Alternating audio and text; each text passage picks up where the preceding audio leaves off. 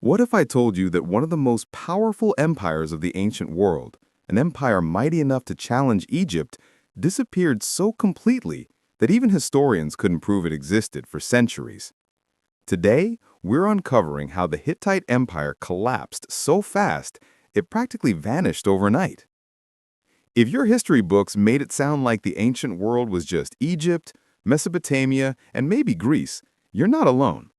But there was another superpower, one that controlled iron production, war chariots, trade routes, diplomacy, and most importantly, fear.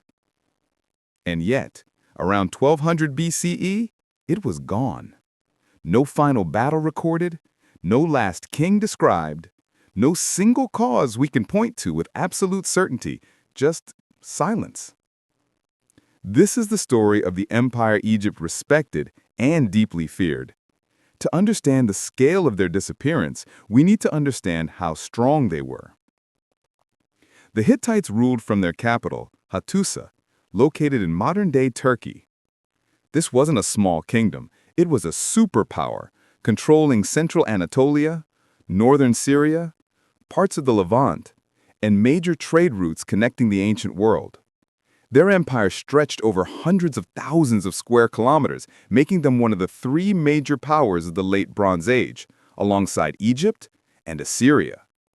They built massive fortification walls, sophisticated legal systems, complex diplomacy, and a military famous for its three-man chariot. Not two men like Egypt, three. That meant more stability, more firepower, and more control on the battlefield. Egypt feared that. Let's jump to a moment where the Hittites truly proved their power. The Battle of Kadesh, around 1274 BCE. This remains one of the largest chariot battles in recorded history. And here's something important. Both sides, Egypt and the Hittites, claimed victory. That alone tells you how evenly matched they were. Egypt, led by Pharaoh Ramesses II, and the Hittites, led by King Muad'Dib II, clashed so fiercely that neither could decisively win. Egypt respected the Hittites enough to later sign a peace treaty with them, one of the earliest recorded peace treaties in the world. This is not speculation. You can see the treaty carved into the walls of the Temple of Karnak. So how does an empire powerful enough to stop Egypt disappear? Before we explore the collapse, picture daily life. They wrote in cuneiform, using clay tablets. They recorded laws, myths, military campaigns, treaties, rituals, and letters. Archaeologists have found thousands of these tablets in Hattusa. The Hittites practiced a polytheistic religion, adopted gods from the cultures that conquered, performed large public ceremonies, and managed a centralized government run by a king but checked by a council called the Panku. Their society was stable, their cities were advanced, their military was respected. And then everything began to unravel. Around 1200 BCE, something massive shook the entire region. Historians call this period the Late Bronze Age collapse. Within a few decades, many powerful states fell.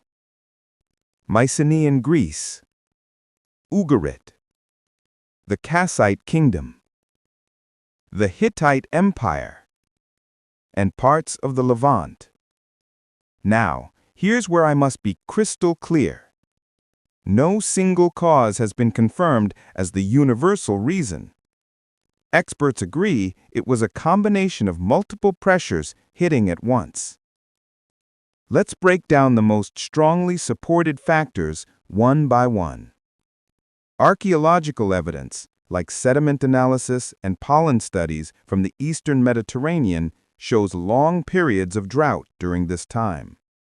This isn't speculation. Numerous studies confirm a pattern of crop failures, reduced rainfall, shrinking harvests. The Hittite Empire relied heavily on grain imports from neighboring regions. If those regions struggled, the Hittites struggled even more. We have written evidence from tablets describing grain shortages and pleas for emergency shipments. A drought doesn't destroy an empire, but famine weakens it, destabilizes it, and makes its enemies bold. Historical tablets show moments of internal conflict. Rival royal families, succession disputes, rebellions from vassal states.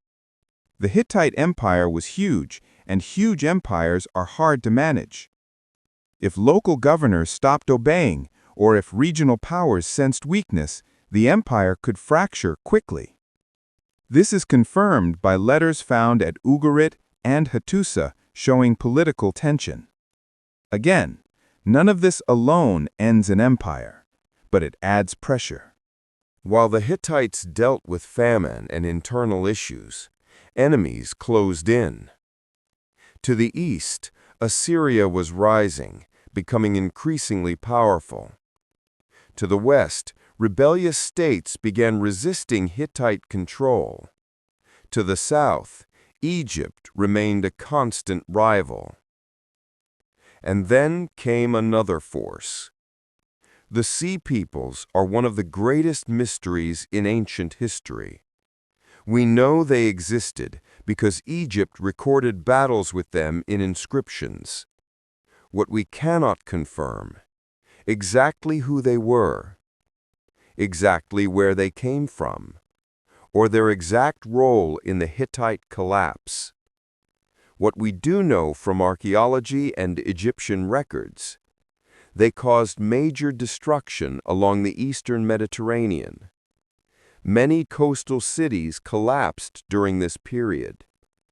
They were strong enough to threaten Egypt itself. If they attacked Hittite trade routes or vassal states, that would have been devastating. But again, certainty is impossible.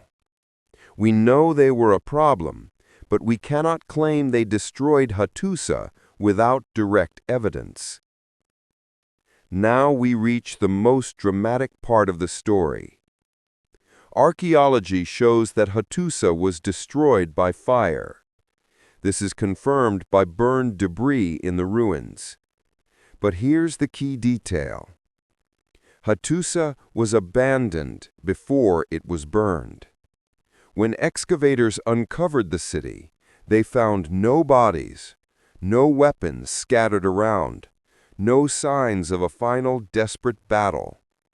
This is extremely unusual for a capital city's destruction. It suggests the population evacuated or fled before the city burned. The fire could have been an enemy attack, internal rebellion, or intentional burning to prevent enemy takeover. But without written records from the final days, we cannot confirm which one it was. The last known Hittite king, Suppiluliuma II, disappears from history after this period.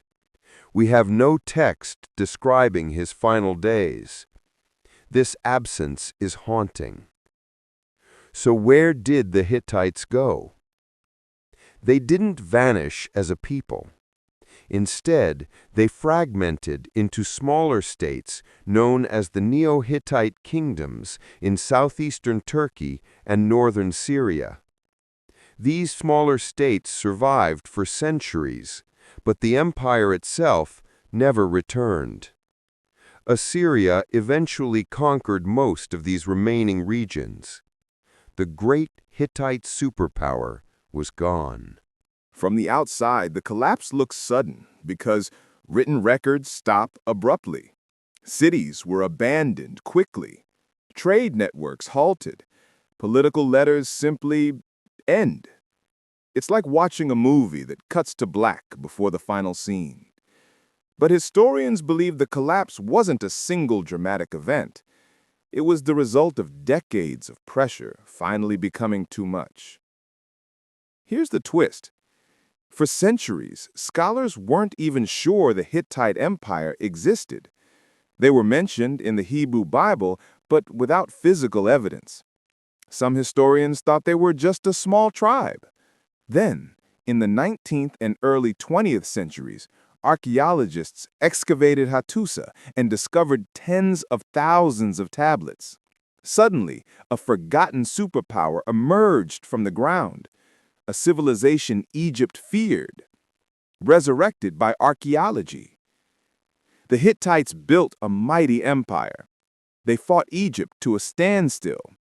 They forged some of the earliest diplomatic treaties, and they played a central role in shaping the ancient world. But empires don't need a single dramatic moment to fall. Sometimes, all it takes is a perfect storm. Drought, famine, war, rebellion, shifting powers, and suddenly, the lights go out. The Hittites show us how even the greatest empires can vanish, not with a final battle cry, but with silence.